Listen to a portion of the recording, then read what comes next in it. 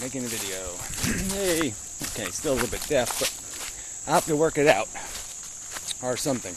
Anyway, yeah. It's just so irritating. It's always something. It really is a lovely day. Look at this. Look at the way this stuff is grown.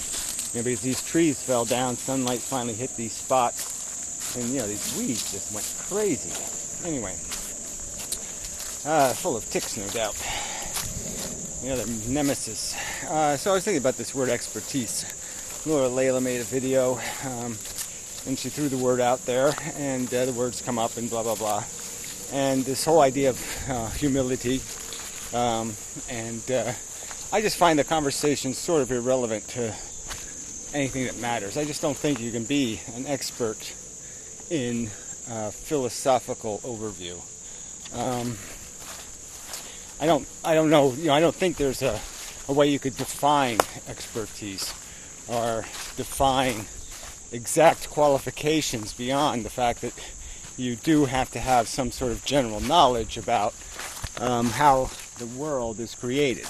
Obviously, if you haven't done enough thought to figure out that God doesn't answer the creation question, if you didn't do the simple logical thing of saying, okay, there's a God.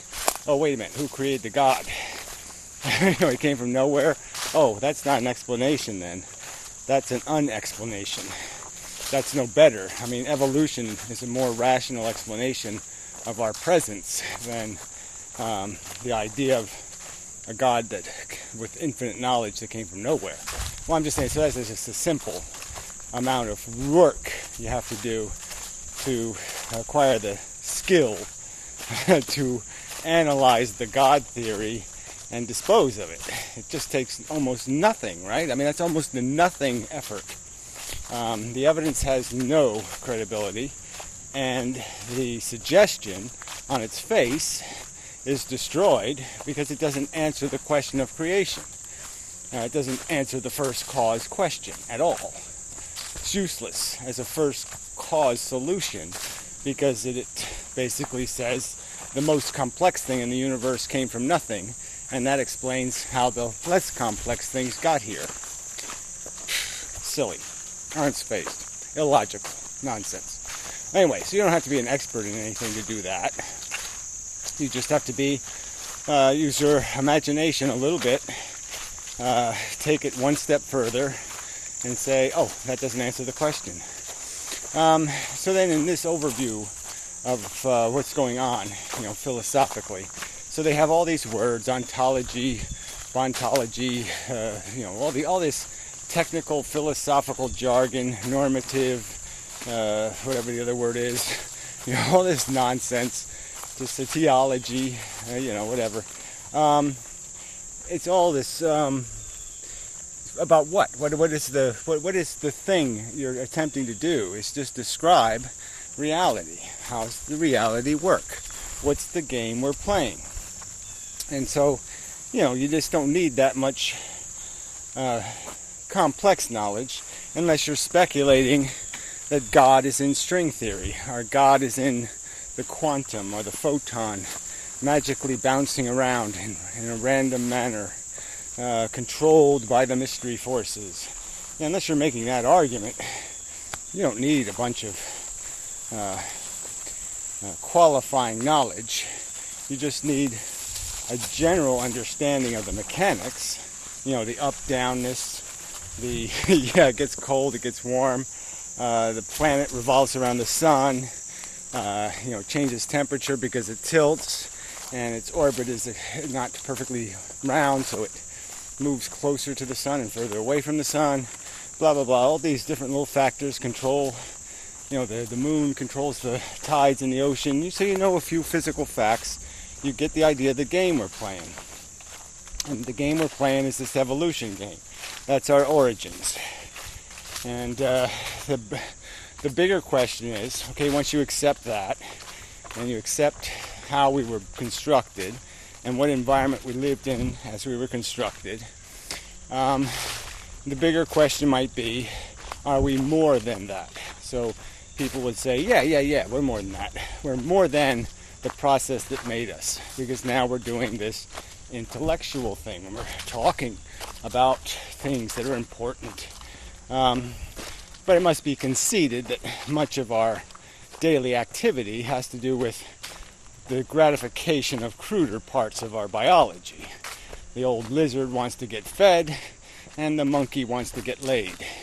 And so there's a lot of that shit that we're still playing. That's the major playground of our day-to-day life. But yes, we are able to do this abstract conceptualization thing, and there's people claiming that to do that properly, you must have a license of some kind. You must, acquire the proper edification by the proper edifiers. Yeah, you must be versed in the infinitude theory and the singularity idea and all that crap to be able to opine on what it means to be philosophical. Because being philosophical isn't so much about describing our reality, it's about creating a reality. Yeah, unfortunately. So anyway, the real fundament, the real first cause of the contention that exists between me and these other speakers or talkers of abstract conceptualizationing is the fact that I'm turning that stuff on its head, and I'm saying no. The truth is, it's still about the biology. The truth is, you haven't transcended. That's the word they like to use a lot. You haven't transcended the primary function and demonstrated anything that all this yammer and conversation has produced in terms of just making us more complicated, making us, we don't shit on the ground anymore. See, we don't do that anymore. So we've changed some of our behaviors to conform to a thing called being civilized. But beyond that, being civilized doesn't change the fact that you're still an organism driven by hunger and desire. And that's all you're doing. You're satisfying needs. And your needs can, through this mechanism of civilization, become preposterously eccentric. You need a miniature iPhone that tells you what everybody's twitting and twatting all over the world at the very moment. I have to keep up on all the twits and twats. People are completely dependent on that. That little piece of technology breaks and they're all sad. They're going to have a bad day because they lost all their twittery twat. And, we have I go swimming in, a nice cement pool with clean water because I've become eccentric, and I like the fact that there's, not smelly, disease-covered ducks swimming in it or something, and fish pooping in it, and, snakes, whatever, snaking in it. So, yeah. So we have created an environment where, we're completely dependent on a lot of eccentric ways to do the simplest things. And I'm twittering and twatting. So we found all these mechanisms to make it more complicated, to basically do the same things, the same biological functions. We're just doing it in this extraordinary, sometimes extraordinarily expensive manner. I mean, we have to have the properly polished Lamborghini to go out to the properly clean and pretty yacht club, where all the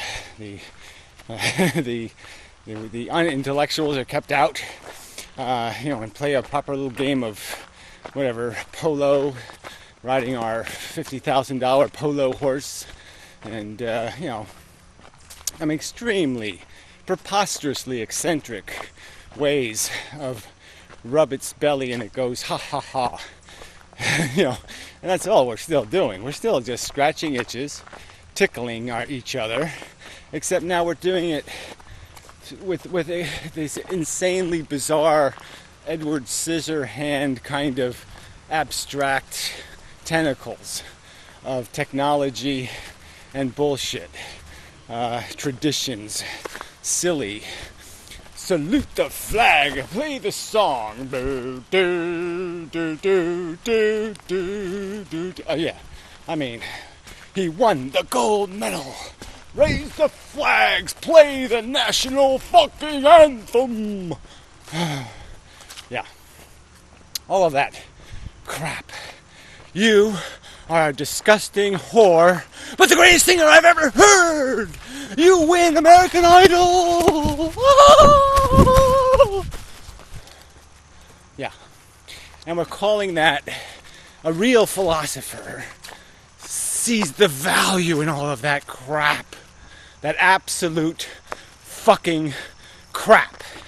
And anyone who suggests that that's all bullshit, absolute fucking bullshit, is an anti-intellectual.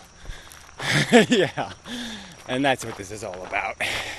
I'm claiming that your existence is flatworm.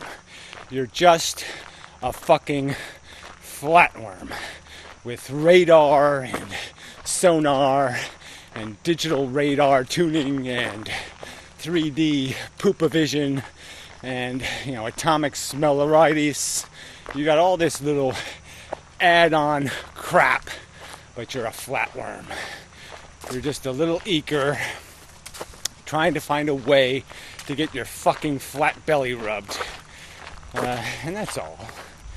You're trying to get from this day to the next day with your Edward Scissorhandy tentacles getting properly stroked. Stroke my tentacles. Twitter on my tweeter. You know, friend me. Yeah, it's pathetic. Pathetic. And so that's the root of this conversation. It's the accusation that the game you're playing is fake. It's all a fraud. Your pretense that your intelligence has a function beyond just giving you insanely eccentric ways to do silly dances. And that's all. There's no other purpose to be served. There's no other function but to create Darth Vader Jedi superhero fantasies for you to play out in some kind of, truly foolish and silly manner. We've all been Monty Python. I mean, Monty Python made all the good jokes, kind of revealed the fact that it's all imbecile all the way down, and that there really isn't anything redeeming in this silly game. So anyway, that's what they're going to accuse you of not having sufficient brainiation powers. If you were an expert in modern dance, you would understand. If you were an expert in, Fred doesn't claim expertise, but he's so much more knowledgeable on brain science. And yeah, if you do enough brain science, you'll know what you'll find in there? The magical purpose hypotenuse. Yeah, there's actually some piece of our brain, and if it's turned on, you're Angel Man. You'll have special Angel Man mutant powers. Now, I think obviously brain science has nothing to say about the basic commentary, that we're just using our intellect as a scheming tool. We're just applying it to solve this problem of I want, they have, me takey. Some kind of crap like that. Some sort of equation where The end product comes out me-getty, fuck themy. That's all. So using your big, giant, big, huge human brain to do me-getty, fuck you. And you're telling me I'm anti-intellectual. Yeah, because I mock that and find you ridiculous in your defense of preposterous mediocrity and wasteful eccentricity. Yes, Gary Edwards, you're wastefully eccentric, and that's all you are. Yeah. Bibbly babbly boo, I can say some funnier words than you. Yeah, that's all. There, I'm a poet again. So whatever. That's what this is about. It's not about expertise. It's about the fact that the truth is dirt simple, and the pretentious, caught up in their own super brainyisms, don't want to deal with the truth that there's no function for a super brain. You don't need a super brain. You don't need to be an expert to know we're bugs. And there's nothing else to be. There's bug planets, and then there's bug planets, and then there's bug planets. There's no other kind of planet. There's no other purpose. There's need, and the silly ways of gratifying it. The inefficiency. Just how inefficient will you be in feeding your hunger? Feed the machine. Feed the hunger. The hunger is God. That's what it really comes down to. The glory of the hunger. So anyway, till next time, and such.